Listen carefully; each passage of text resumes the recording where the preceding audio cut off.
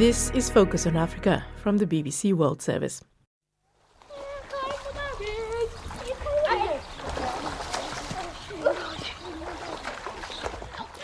Here's a question. Can you swim? I can float, but swimming is just beyond my reach, and not for lack of trying.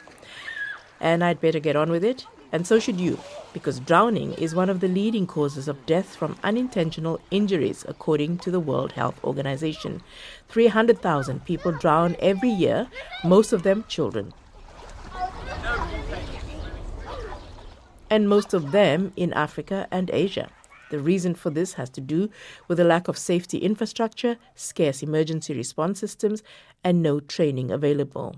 For people living with disabilities, the danger is even more pronounced.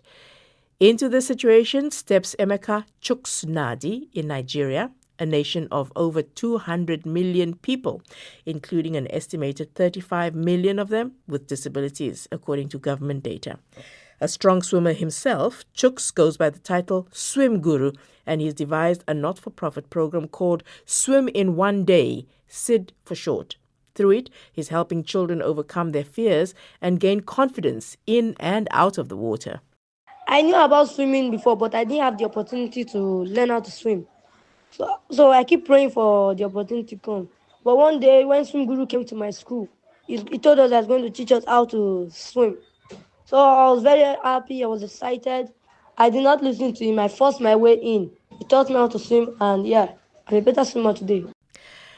Chuks Emeka Nadi has been telling me why he wants to make it possible for as many children to swim as possible through his Swim in One Day initiative.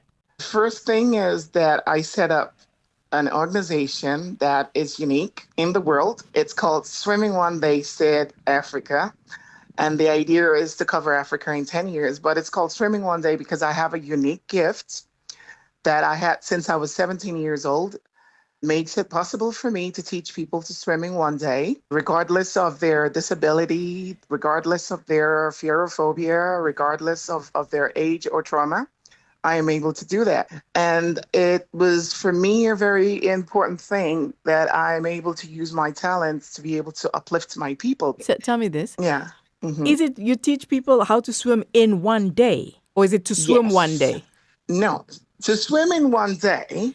Okay, how do you do that? Because I've been trying to learn to swim properly all my life. So I would say that it's a special gift of God because at 17, I don't think I had a lot of control over what I did. So I just realized that every time I taught people, they would learn immediately. And I realized that while everybody else in the swimming industry would teach freestyle, I would teach breaststroke first. And it kind of worked. It does, because you don't have to put your head in the water. No, because you do put your head in the water for starters. And then later you could put your head above water, up and down. But the important thing for me was that I just realized that I had this talent and I have been using it for a long time. And over the years as a life coach and with my knowledge of psychology and my social knowledge and counseling experience, I got it easier and easier. So I could teach people to swim in one day and even dive in one day if they have extra time. But the problem is, if you don't have the desire, I couldn't force you to swim. I do have the desire. We'll talk afterwards. So how did you go about reaching the children and the families, in order to help them, and also the facilities? Yes, I guess I was spirit-led. So I was at the bus stop and I saw a bunch of blind people, and I use blind, because in Nigeria, when you say visually impaired, a lot of people don't understand it, even people that have been in the university. So we're talking about people who are sight impaired, okay. Yes, visually impaired. So I was at the bus stop and I saw them and I'm like, where are you guys coming from? Do you need my help for something? Because they were wondering where they were. And I said to them, you're at this bus stop. And they're like, oh, cool. I told you that I was right. And they were arguing. And I'm like, where are you guys coming from? They were coming from a conference. And I'm like, could I come to join you guys tomorrow?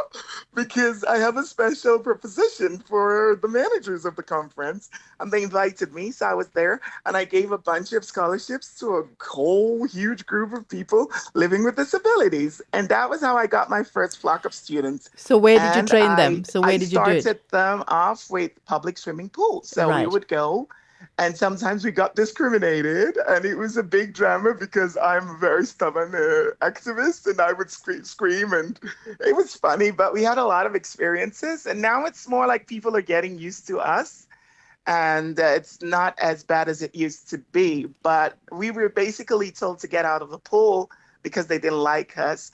And I also thought that people would accept easily because I thought it was something that common sense would make the people love what we're doing. But I realized that it's not as easy as that. Right. But what were the misgivings of the parents? Oh, the parents were scared that the children will drown. And some of the parents were scared that they didn't understand what the swimming thing was all about. So I basically had to explain to them that swimming and water therapy is the best thing that could happen to their children living with disabilities. And I showed them videos of the other kids swimming, and I told them all the many benefits of swimming to the regular person without a disability. But then I showed them also how much their children would benefit. And some of them came around and allowed their kids, but some of them still say no. But every day the movement for the children grows, so the children are begging and crying, and some of them are telling me, please, my father is coming to pick me up, or after school, my mom is going to come.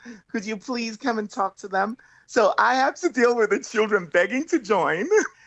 And the fact I also tell them that their children could become Paralympic swimmers is something that kind of touches their heart sometimes. And they're like, oh, you really mean that my child that I think is useless could become a Paralympic swimmer? So what are the benefits? What is it that it teaches children? Well, it helps them to memorize better. It helps improve their brain function.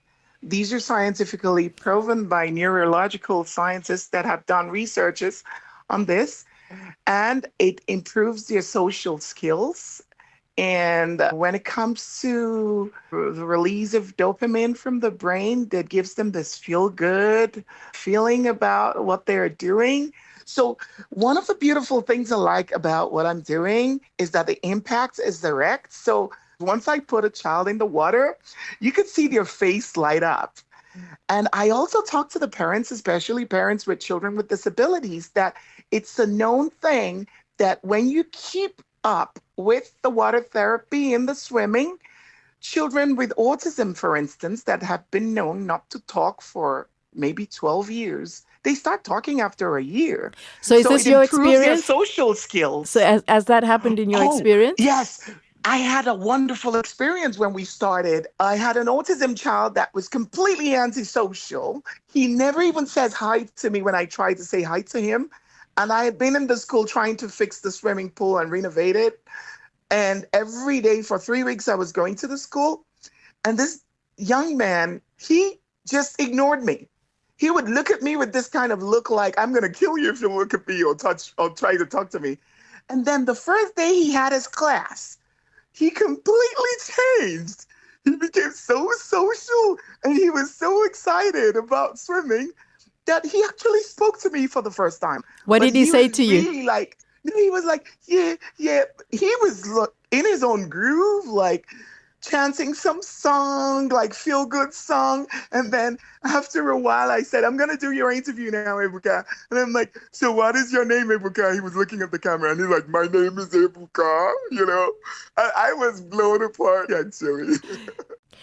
Emeka Chuks-Nadi, Nigeria's swim guru and founder of the Swim in One Day initiative.